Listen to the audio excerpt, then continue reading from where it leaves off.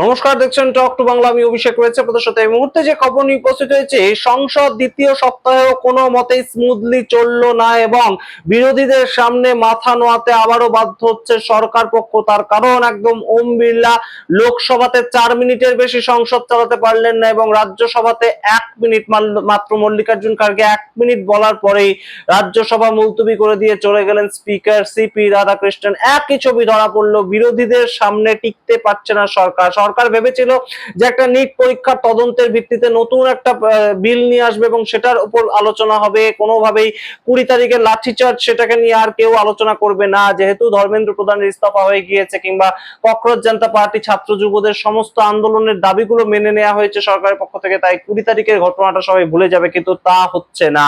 সেটা একদম সরাসরি বিরোধীরা জানিয়ে দিয়েছে। এই মুহূর্তে কেন্দ্রীয় স্বরাষ্ট্রমন্ত্রী অমিত শাহ, তাকে অ্যাকাউন্টেবিলিটি নিতে হবে যে 20 তারিখ যে প্যালেট গান চার্জ করা হলো, 20 তারিখ যে বেধড়ক লাঠি চার্জ করা হলো, সেটার ভিত্তিটা কি, সেটার অর্ডার কে দিয়েছিল। ইতিমধ্যেই আমরা আপনাদেরকে জানিয়েছি যে রাহুল গান্ধী এটা নিয়ে সম্পূর্ণ একটা চিঠি লিখেছেন এবং সেই চিঠিতে তিনি প্রশ্ন করেছেন তিনটে, যে এই অর্ডার কে দিয়েছিল, লাঠি চার্জ করার অর্ডার কে দিয়েছিল, প্যালেট গান চালানোর অর্ডার কে দিয়েছিল এবং সাদা পোশাকের যে সমস্ত সিভিল ড্রেসে লোকজন ঘুরে বেড়াচ্ছিল, পুলিশের লাঠি হাতে মারছিল, তারা কারা, তাদেরকে ডিপ্লয় করেছিল কে, ডিপ্লয় যদি করা হয়ে থাকে তাদের লিস্টটা কোথায়, সিভিল ড্রেসে পুলিশ থাকলে তার লিস্ট থাকে, সেটা কোথায় এবং তারা কারা, এই মুহূর্তে সেই প্রশ্ন করা হয়েছে, যারা হাওয়াই চটি পরে বেধড়ক মারছিল পুলিশের লাঠি হাতে নিয়ে। তো এই বিষয়গুলো গুরুত্বপূর্ণ এবং গুরুত্বপূর্ণ জায়গাটা একদম rarest of the rarest case, সেটা বলা হয়েছে মল্লিকার্জুন খাড়গের পক্ষ থেকে। তিনি বলছেন ইতিহাসে এরকম ঘটনা ঘটেনি, ভারতবর্ষের স্বাধীন ভারতের ইতিহাসে এরকম ঘটনা ঘটেনি যে ছাত্রদের উপর এরকম নির্মম ভাবে লাঠিচার্জ করা হয়েছে, নিরস্ত্র ছাত্রদের উপর, এবং প্যালেট গান চার্জ করা হয়েছে দেশবাসীর উপর। এটা কখনোই ঘটেনি, এটা আগে হতো, বহু আগে হতো, কিন্তু আজকের দিনে আজকের ভারতে এটা হবে কেন? মল্লিকার্জুন খাড়গের কথা আপনারা শুনুন রাজ্যসভায়, তারপর আসছে এই নিয়ে বিস্তারিত ব্যাখ্যায় যে লোকসভা আজকে এই বিষয়টা নিয়ে কিভাবে একদম মুখ থুবড়ে পড়লো সরকার। See, sir, I have to go by the rules or I have to break the rules. You tell me. In this house only, Honorable Deputy Chairman, he told in some important occasions. Rarest of the rarest occasion, then only it is possible. This is a rarest subject. The rarest of the rarest should be consensus of the whole house. It is not there what I can do. It is never happened in the history of India that the boys were beaten and they were dragged. The palace. House is getting again to make against usual. And Amit Shah is responsible. লোকসভায় একই ধরনের ছবি ধরা পড়লো। লোকসভা শুরু হওয়ার আগের থেকেই একদম বিরোধী সাংসদদের নিয়ে রাজ্যসভা এবং লোকসভার বিরোধী দল নেতা তারা একটা বৈঠক করেন।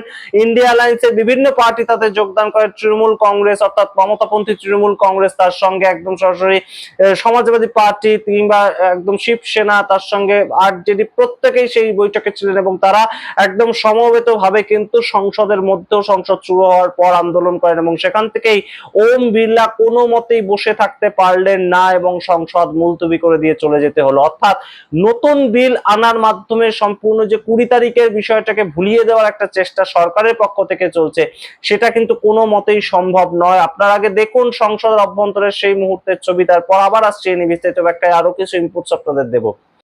सरकार की जवाबदेही होती है और महत्वपूर्ण विषय, कठिनाई, चुनौतियों पर, वैश्विक मुद्दों पर भी और देश के मुद्दों पर भी प्रश्नकाल में जवाब दिया था।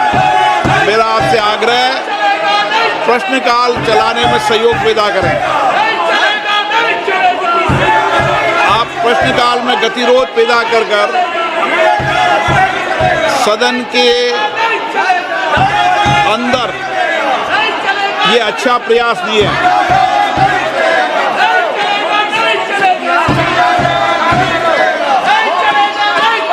माननीय सदस्यगण, मैं फिर माननीय सदस्य से आग्रह करता हूं, ये सदन है जो दुनिया का सबसे बड़ा लोकतंत्र है, इसकी मर्यादाएं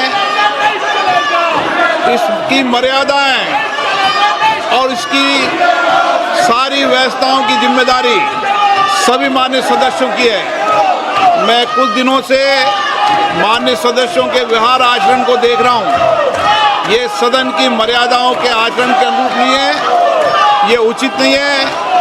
मैं फिर आपसे आग्रह कर रहा हूँ, ऐसे मान्य सदस्यों के खिलाफ मुझे कार्रवाई करनी पड़ेगी जो सदन की मर्यादाओं परंपराओं को समाप्त करने का प्रयास कर रहे हैं। आप जाइए अपने अपने सदन बैठिए, ये सदन है, सदन की मर्यादा बनाना रखना आपकी जिम्मेदारी है, इसकी प्रतिष्ठा बनाए रखने की जिम्मेदारी आपकी है। आप संवाद करो, चर्चा करो, महत्वपूर्ण मुद्दों पर बात करो, लेकिन तख्तियां लेकर आना ये उचित नहीं है।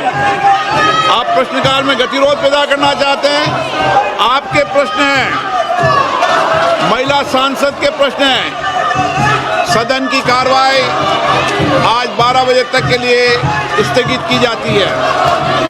আপনারা শুনলেন এবং দেখলেন এই সামগ্রিক ভিডিওগুলো। এবার আপনাদেরকে বলি যে আগে আপনাদেরকে জানিয়েছি র‍্যাফ অর্থাৎ র্যাপিড অ্যাকশন ফোর্স তাদের পক্ষ থেকে তাদের আধিকারিক সীমা ধুন্দিয়া তিনি মেনে নিয়েছেন যে এই এক্সেসিভ বল প্রয়োগ সেটা কখনোই উচিত হয়নি, একদম এত ফোর্স ইউজ করা উচিত হয়নি। প্যালেট গান, ইলেকট্রিক শক এগুলো আনলফুল কাজ হয়েছে। র‍্যাফের যিনি আধিকারিক তিনি মেনে নিচ্ছেন। এবার সিআরপিএফ এর যদি অফিসিয়াল স্টেটমেন্ট আসে এবং সেটা সরাসরি সেখানেও স্বীকার করা হয় তাহলে কিন্তু অবশ্যই অমিত শাহকে তার অ্যাকাউন্টেবিলিটি নিতে হবে। এবং যা একদম ইন্ডিয়ান এক্সপ্রেসের খবর অনুযায়ী আপনারা দেখতে পাচ্ছেন লেখা হয়েছে যে 5 রাউন্ড প্যালেট গান চালানো হয়েছে এবং 5 রাউন্ডের মধ্যে 2 রাউন্ড মাটিতে লেগেছিল, কিন্তু বাদবাকি 3 রাউন্ড যে লেগেছে মানুষদের গায়ে তার মধ্যে একজন ছিলেন সাহিল, 19 বছরের দিল্লি ইউনিভার্সিটির ছাত্র এবং তার একটি চোখ নষ্ট হয়ে গিয়েছে প্যালেট গান চার্জ করার ফলে। এবং সেটা কিন্তু কখনোই স্বাধীন ভারতের ইতিহাসে হয়নি। এবং দেশের মানুষকে, দেশের যারা নিরাপত্তার দায়িত্বে রয়েছেন তারা কেন প্যালেট গান চার্জ করবেন, এই প্রশ্নগুলোই তো এই মুহূর্তে উঠছে। এবং প্যালেট গান চার্জ করাটা কিন্তু অবশ্যই এই মুহূর্তে একটা বড়সড় জায়গায় নিয়ে গিয়েছে এই মূল বিতর্কটাকে, যে 20 তারিখ লাঠি চার্জ করা হয়েছিল কিন্তু ইলেকট্রিক শক বা প্যালেট গান চার্জ সেটা কিভাবে হতে পারে যার ফলে একটা ছেলের চোখ নষ্ট হয়ে যেতে পারে, এই প্রশ্ন এই মুহূর্তে উঠছে। এবং তার সঙ্গে গুরুত্বপূর্ণ যে লাঠি চার্জ যে করা হয়েছে কিংবা একদম সরাসরি কাঁদানে গ্যাস ছোড়া হয়েছে, প্যালেট গান ছোড়া হয়েছে, এগুলোর পারমিশনটা কে দিবে? এই পারমিশনটা কি একদম স্বরাষ্ট্রমন্ত্রী অমিত শাহ দিয়েছিলেন? তাহলে তিনি সংসদে দাঁড়িয়ে তার অ্যাকাউন্টেবিলিটি নেবেন না কেন? এবং যদি না দিয়ে থাকেন তাহলে সেই সম্বন্ধে এই বিষয়টাও তো অমিত শাহকে বলতে হবে যে আমি ফেলিয়ার, আমি কন্ট্রোল করতে পারিনি সম্পূর্ণ বিষয়টাকে, আমার দপ্তরের কাজ আমি সঠিকভাবে করতে পারিনি।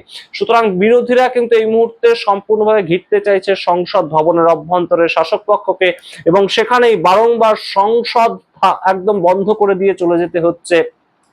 সেটা ওম বিড়লা হতে পারেন কিংবা সিপি রাধাকৃষ্ণন হতে পারেন, দুটো হাউসই বন্ধ করে দিয়ে চলে যেতে হচ্ছে। কিন্তু আপনারা কি মনে করেন, যখন নতুন বিল সরকার আনতে চাইছে, যখন তারা প্রশ্ন করতে চাইছে, সেই সময় বিরোধীদের কি বিরোধিতা করাটাই মূল কাজ নাকি এটার উপর ভিত্তি করে একটা তর্ক নতুন ভাবে তৈরি করা কাজ? সরকার পক্ষ চাইছে সম্পূর্ণ 20 তারিখের বিষয়টা মানুষের স্মৃতি থেকে মুছিয়ে দিতে, তার জন্য বিভিন্ন ধরনের কাজকর্ম করেছেন। কখন নরেন্দ্র মোদী রাত 12টার সময় ফ্রেন্ডস বলে ভিডিও তৈরি করেছেন, কখনো তার পরের দিন আবারও সেলফি মোডে তিনি ভিডিও তৈরি করেছেন, কখন আমরা দেখতে পেয়েছি সোনাম ওয়াংচুকের যে অনশন সেটা ভাঙাতে চলে গিয়েছেন জেপি নাড্ডা, কখনো ককরোচ জনতা পার্টির সমস্ত দাবি মেনে নিয়েছেন। কিন্তু 20 তারিখ যে লাঠি চার্জ হয়েছিল নির্মম ভাবে, সেটা কি মানুষ অত সহজে ভুলবে? আপনারা কি মনে করেন, বিরোধীদের স্ট্র্যাটেজি কি সঠিক জায়গাতেই রয়েছে নাকি কোথাও গিয়ে বিরোধীদের এই মুহূর্তে তর্কে আসা উচিত? আপনারা কি মনে করেন? দেখার অপেক্ষায় রইলাম। দেখতে থাকুন টক টু বাংলা। অবশ্যই টক টু বাংলা ইউটিউব চ্যানেলটিকে সাবস্ক্রাইব করে দিন। যারা পছন্দ করছেন আমাদের ভিডিও, প্রত্যেকটা ভিডিও ডেসক্রিপশন বক্সে আমাদের জয়েন বাটন ক্লিক করার মতন একটা লিংক দেওয়া রয়েছে, সেটাতে ক্লিক করে আমাদের আর্থিক সাহায্য করলে আমরা অবশ্যই এগিয়ে যেতে সাহস পাবো। ধন্যবাদ।